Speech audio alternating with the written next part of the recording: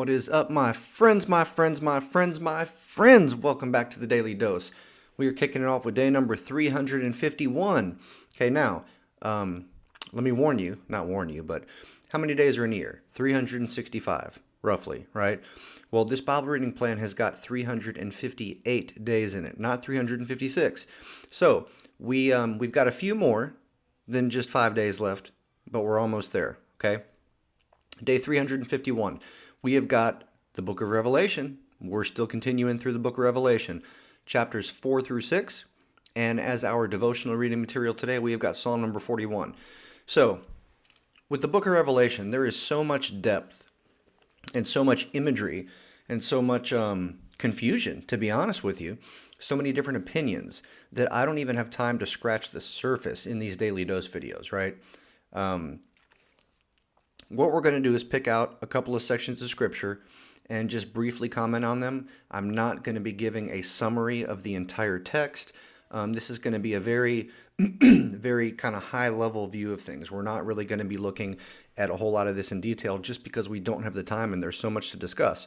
So, if you'll remember from our episode yesterday, John was talking about these 7 letters to the 7 churches, okay?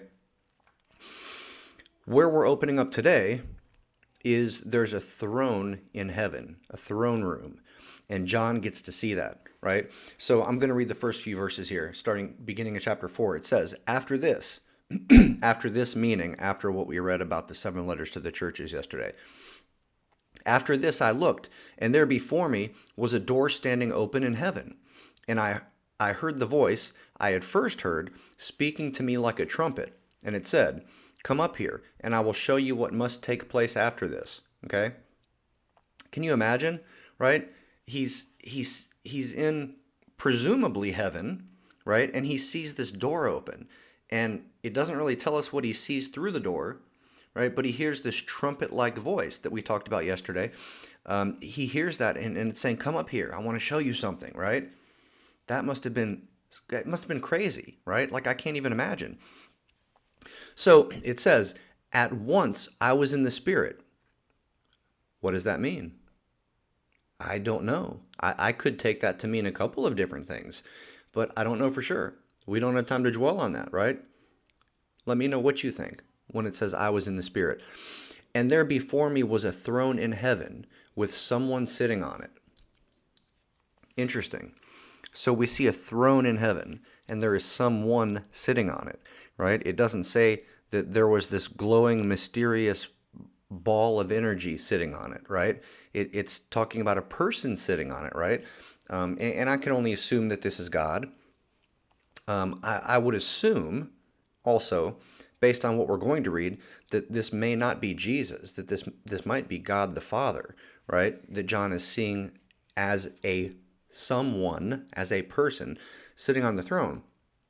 Anyways, then it goes on to say, the one who sat there had the appearance of jasper and ruby. So here is another kind of metaphor, using words that the author is familiar with to describe things the author is seeing that can't really be put into words, right? So he says, this person, this someone, right, who sat on the throne, had the appearance of jasper and ruby, right? And I think we all know what a ruby is. Jasper, I'm not sure. Do y'all know what color is jasper? Is that kind of a red color too, kind of like a ruby? I don't know. But either way, this figure, this person, has got the appearance of like ruby, right? And what does that mean? I don't know. Was this figure emitting a red glow? Did it have translucent skin like a ruby? I don't know. I can only imagine, right? And then it says, a rainbow that shone like an emerald encircled the throne. Okay, so notice, again, it doesn't say a rainbow encircled the throne, right? A rainbow is probably one of the closest things that we could understand to what he saw, right? And it shone like an emerald, right? Well, an emerald is something that we can kind of grasp, right? Most of us have seen emeralds, at least seen pictures of emeralds, right? And emeralds are this beautiful green hue, this green shade, right? And they shine and they sparkle and they're just beautiful. So it says that a rainbow that shone like an emerald. Well, what does that mean? I don't know. It sounds like it could be a rainbow that shone in different shades of green, possibly. I don't know, friends. It's hard to tell. But can you picture this, right? So there's someone sitting on the throne, and that someone had the appearance of a ruby. And around the throne, there was this rainbow like thing that had the appearance of an emerald shining. An emerald shining. Okay? It's just this very crazy picture, right? This sounds like something from like a Salvador Dali painting, right? Any Salvador Dali fans out there? Um, I'm a huge fan of the artwork, right? Some of the most intriguing artwork I've ever seen, Salvador Dali.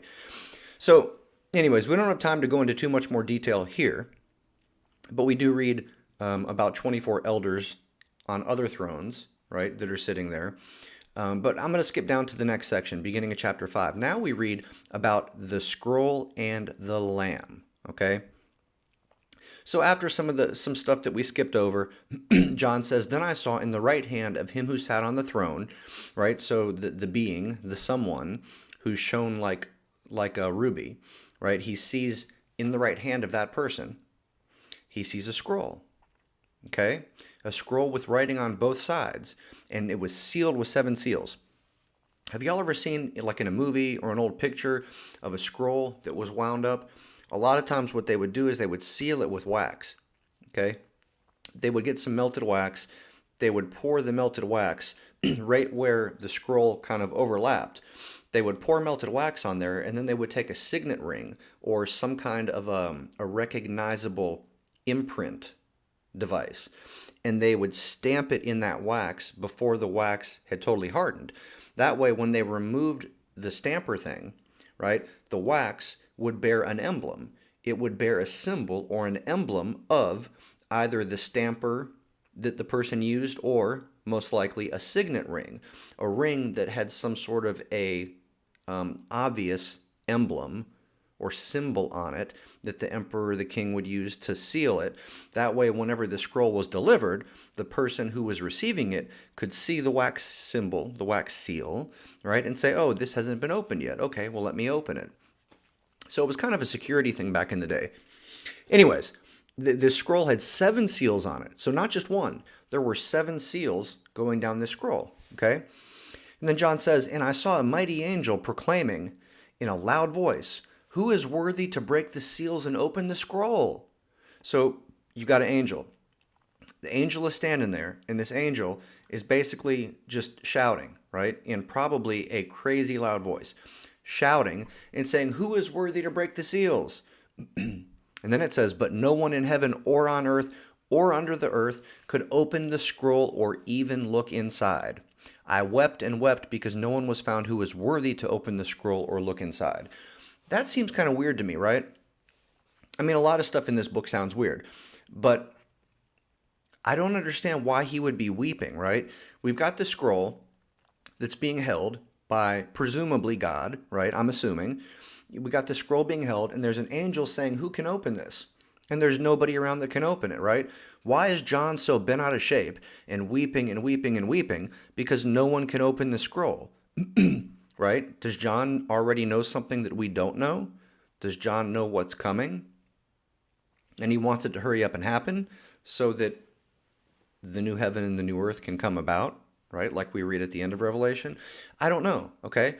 I do not implicitly understand or explicitly understand why John is weeping when no one was found to open the scroll, okay? Anyways, that's kind of neither here nor there. Then what we read about is someone who is worthy, okay? One of the elders says, "Do not weep. See, the Lion of the tribe of Judah, the Root of David, has triumphed.